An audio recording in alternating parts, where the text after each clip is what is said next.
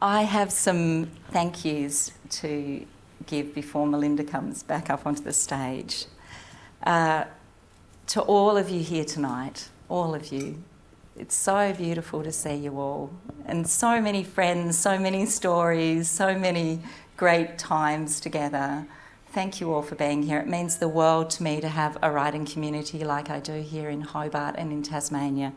I mean, I want you to know that to be a writer in Hobart is the most delicious experience because you're such good readers, you're such good supporters of the arts. And I have some of my students here tonight too, which is so wonderful. And I'm so appreciative of how much support you've all given me over 9 books. Thank you. Thank you so much. Melinda, my darling sister, and an early reader of this manuscript and a reader of several drafts of this manuscript, and in fact an early reader of many of my books. She's a prolific reader herself and a great friend, and we have, been through 55 years of your life, 58 of mine together, and thank you, sweetheart. You've done such a beautiful job tonight, and it means the world to me to have you here. Thank you. To Tanya, yes.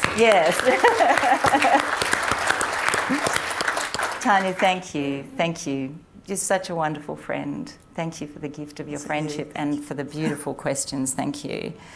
Jane, publisher extraordinaire. To be an author of Jane's is both the greatest gift but also quite terrifying. Because I have to show up with something worthwhile for Jane Palfreyman, and it's a great bar to have to meet, I have to say. Thank you. You've made me a better writer every single time because I have to work with something that is going to impress you. It's great. Thank you. And Jane, we really are Jane's loyal authors. Jane is surrounded by so many brilliant people in the literary world, and it's a privilege to have got to know some of them, so thank you for all of them too. Gabby, 25 years, so much has happened. Thank you for trusting me way back. Poor Gabby, can you imagine her? I ring her up and I say, I've got a new novel on the go, and this time I'm going to look at, there's this Serbian performance artist and I think I'm going to write about her. And she's like, what? And then after that, and this big success of the Museum of Modern Love, now, Heather, what are you doing next? And I go, I think I'm going to write about this political family in Tasmania. She goes, no, Heather, that's not the book. That's not the book the world wants to read afterwards. It's so great. And then I'm going to write a memoir, and Jane's like, don't write a memoir, write another novel. Gabby's like, no, she has to write the memoir. So it's been an amazing journey together. Thank you for trusting me and to keeping on being that person who reads the terrible draft and gives me such wonderful feedback. And because Gabby is such an extraordinary writer herself and so wise in all things and a wonderful negotiator, it's so brilliant to have you by my side. Thank you. My career is because of you. Thank you. Davini, darling, thank you. You made me cry again. Thank you. Yes. Virginia, I've already acknowledged you. Thank you for coming from Melbourne. And my darling friends Harrison Young and Helen Silver, who have come from Melbourne too.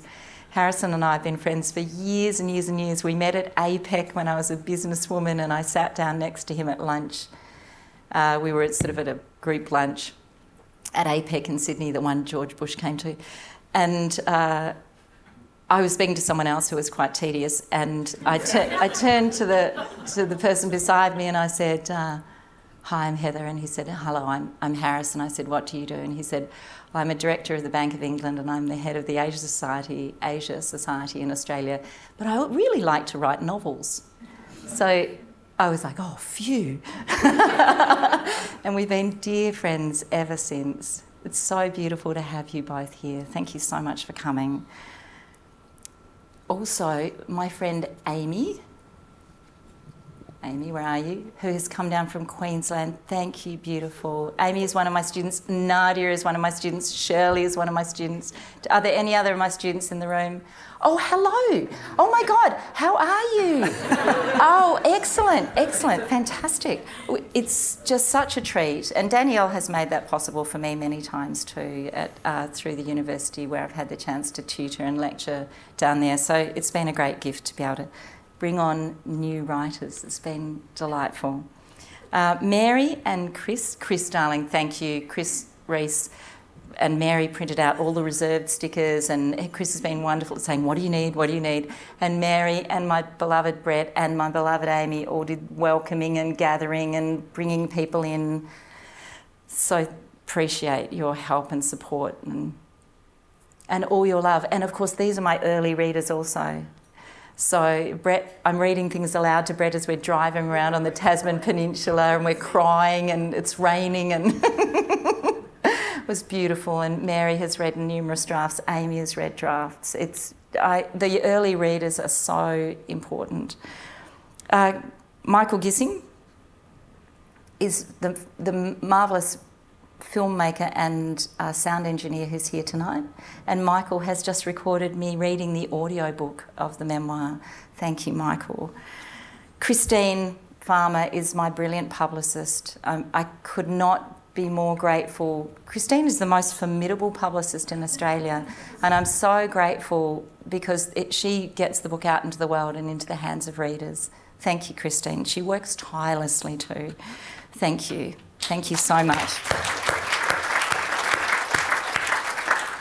Tim, the new owner of Fuller's Bookshop, so delighted to have this event with you. Thank you. And I'm so thrilled that you've taken over the ownership, and I wish you every success.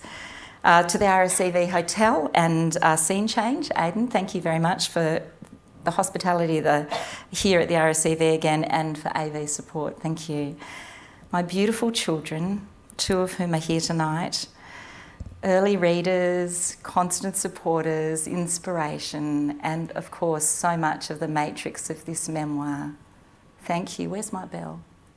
There you are, darling. Belle has also been responsible for creating the beautiful bookmarks that will come with the first 50 copies or so of the book, and maybe 120. Oh, excellent, 120. She's so amazing. At 3 a.m. She's done a marvellous job. She worked with a designer who's made these beautiful bookmarks. So thank you, darling. And all your running around today, thank you. And my fellow writers who are here, thank you all for the solidarity of our community and for the joy of sharing the writing life with you all. It's so wonderful to have a rich community of fellow authors.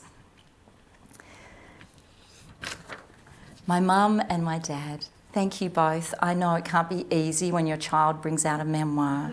Thank you for being generous and kind and loving, and for everything that you've contributed, each of you, to this memoir. I would not literally be here without you, but I wouldn't be the person I am without the beautiful influences that you've both had on my life. Thank you so much.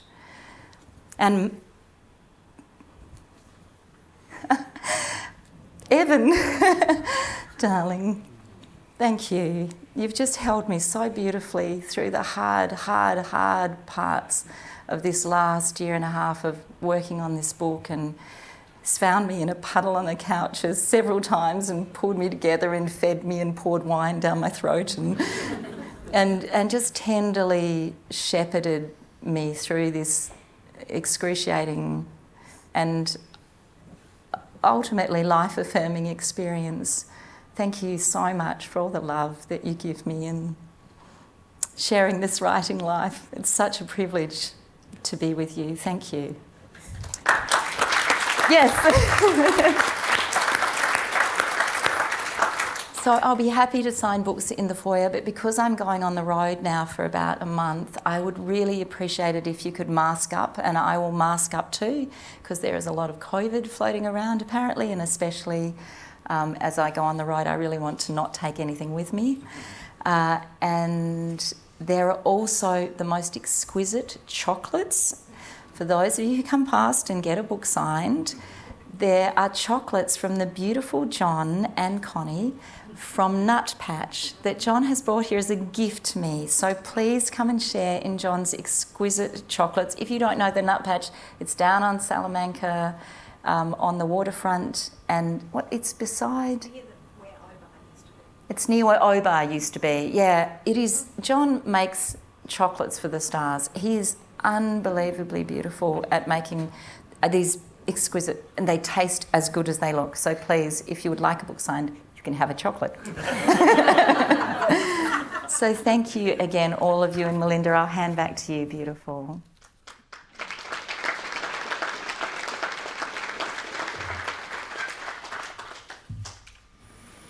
Thank you both for the conversation.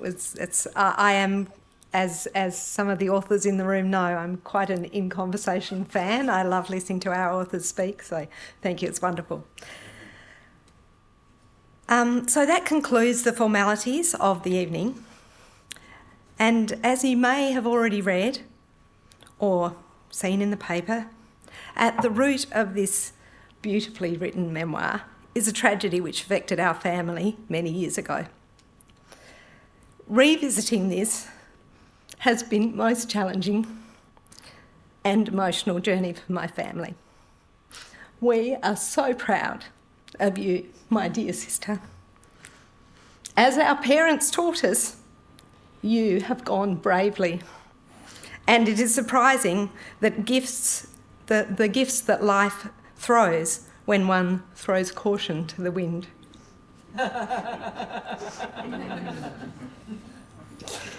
Congratulations, dearest. So, dear readers, please feel free to purchase copies from the sales table at the entrance, with your masks on preferably. Heather will be available for signings, so feel free to grab a few copies for Christmas gifts, only 50 days away. As this is a rare opportunity to have them personalised. Thank you for your attendance tonight and for being part of sending this beautiful book out into the world. May it travel far and wide. Yes.